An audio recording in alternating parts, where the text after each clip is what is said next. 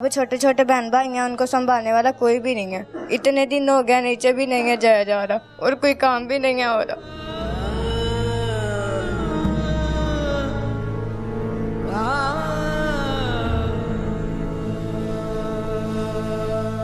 उनके बिना एक दिन भी नहीं था निकलता। आज कितने दिन हो गए अपने अब्बू को नहीं देखा हमने।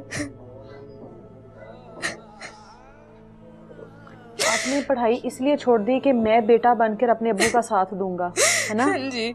और अब पढ़ाई छोड़ के अब्बू के साथ हवेली, ये हवेली वाला काम तो बच्चियां करती ही नहीं है। वो तो कहती हैं हमने जानवरों के पास ही नहीं जाना। मुझ में इतनी हिम्मत थी कि मैं अपने अब्बू का साथ दूं। मेरे अब्बू मुझे अपनी बेटी नहीं बल्कि बेटा मानते थे। हमें इतनी हिम्मत है थी कि मैं अपने अब्बू के साथ सारा काम संभाल सकूं, अपने बहन भाइयों को पाल सकूं। हमने बस यही सोचा था कि मेरे अब्बू हैं हमारे सिर पे, हम अकेले काम करेंगे, उनका साथ देंगे और हम अपने जो उनसे छोटे बहन भाई हैं उनको नहीं इस काम पे लगाएंगे। वो उनको पढ़ा लिखा के कुछ नौकरियों पे लगाएंगे, कुछ बड़ा ही बनाएंगे। हम इस अब जो कर रहे थे ना बस वही हाल में थे और आगे हमें नहीं था पता कि ये हो जाना। जब हमारे अब्बू गए हैं घर से तो हमने खाना भी नहीं है खाया। हम रोज़ाना एक साथ इकट्ठे बैठ के खाते हैं। हमने खाना भी नहीं है खाया। जब वो गए हैं मैंने उनके ऊपर आयतल कुर्सी पढ़ी है,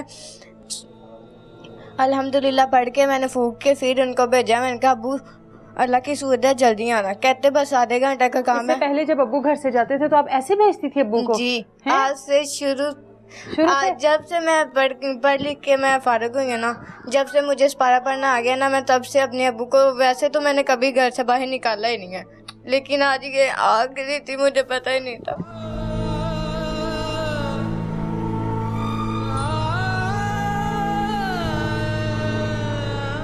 अब्बू को रुखसत किया, आयतल कुर्सी पढ़ी।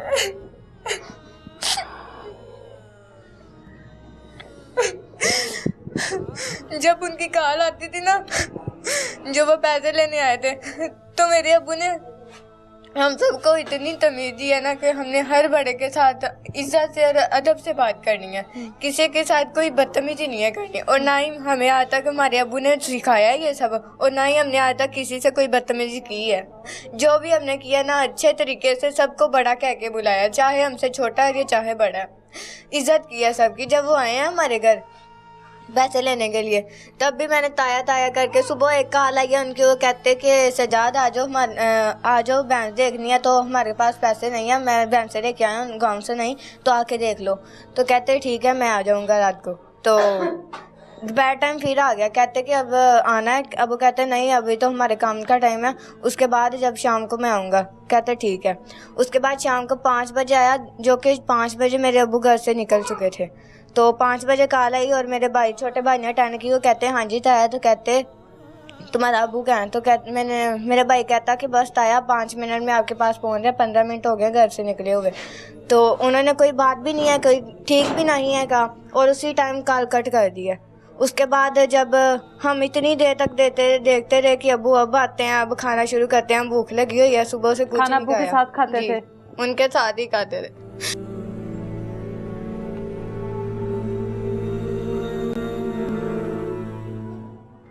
जब वो घर से निकले थे ना, तो पता नहीं ना इतना अजीब लग रहा था, समझ ही नहीं थी आ रही क्या करना है क्या नहीं। मैंने अपने अब्बू के आते सारा काम किया, जो वो कह के गए थे ना मैंने सभी किया। आते हुए हमने नाश्ता भी बना के रखा कि आएंगे वो करेंगे, और 6 बजे तक हम देखते रहे। फिर 6:30 हो गया। उसके बाद हम बस ना बैरस नहीं था फ़ोन में। उसके बाद हमने बैरस करवाया फ़ोन में, और मैंने अपनी अम्मी को भेजा कि फ़ोन करके देखते हैं इतनी देर हो गई वो कहाँ रह गए हैं। हमने जब बैरस कराया तो उन्होंने हमारी कार ही नहीं अटेंड की। पहली तो अटेंड नहीं की, और दूसरी बार हमने जब किया तो आगे से हमारा नंबर ब्लॉक जा रहा था। अच्छा। जो 3 नंबर थे ना हमारे पास, हमने उन तीनों पे की और उन तीनों का ही नंबर ब्लॉक जा रहा था। अच्छा। किसी ने भी हमारी कॉल अटेंड ही नहीं की। उसके बाद ये बाहर मोहल्ले वाले और मेरे ताया अब्बू उन सबको पता चल गया था, और हमें किसी ने बताया ही नहीं कि बच्चे हैं ज़्यादा टेंशन लेंगे। उसके बाद हमें कोई भी पता नहीं चला। जब मैं गई हूँ रात को 9:30 बजे, अपने अब्बू को जाके देखा कि वो इतनी दूर हवेली है, जाने में आप अकेली गई हो वहाँ पर? मेरे साथ मेरे जाने से पहले मामा ताया ताई सारे सब चले गए पहुंच गए थे, हमें एंड पे लेके गए हैं। तो मैं इतनी रो रही थी अपने अब्बू को देखने के लिए, बेचैन थी कि ये सब बातें जो भी करते हैं ये सब झूठ है, मैंने जो सच है वो देखना, मेरे एक बार मुझे मेरे अब्बू दिखाओ। तो वो जब लेके गए हैं, मैंने जब जाके देखा है ना तो देख के ही नहीं थे जा रहे, पता नहीं ना लग ही नहीं था रहा, मुझे यकीन ही नहीं हो रहा कि ये मेरे अब्बू हैं जिनको मैंने घर से अभी भेजा था, और अब आके देख रही हूँ कि ये मेरे अब्बू ही लेटे हुए हैं। इतनी गंदी हवेली कि हमने आज तक उस हवेली में पाँव नहीं था रखा जहाँ पे मेरे अब्बू को मार के फेंक दिया उन जालिमों ने। आज तक हमने ऐसी हवेली कहीं भी नहीं देखी। हम ताया अब्बू के घर रहते थे, यहाँ पे रहते हैं, हमने ऐसे हालात नहीं देखते। इतना बड़ा गेट लगा हुआ है, देख के ना तो इतनी गंदी जगह देख के इतनी खौफनाक हो रहा है कि इसके अंदर जाएंगे और क्या बनेगा। जब मैं जाके एंटर हुई हूँ, सामने पुलिस भी थी और ताया अबू थे, सब रोक रहे थे कि अंदर नहीं जाना। तो मैं फिर भी ना सबको धक्के लगा के जब अंदर की हूँ ना, मेरी वहाँ पे ब्रेक लगी है जहाँ मेरे अब्बू के पैर थे, मेरे सामने मेरे अब्बू के पैर, मुझे यकीन ही नहीं हुआ कि ये सच में मेरे अब्बू हैं।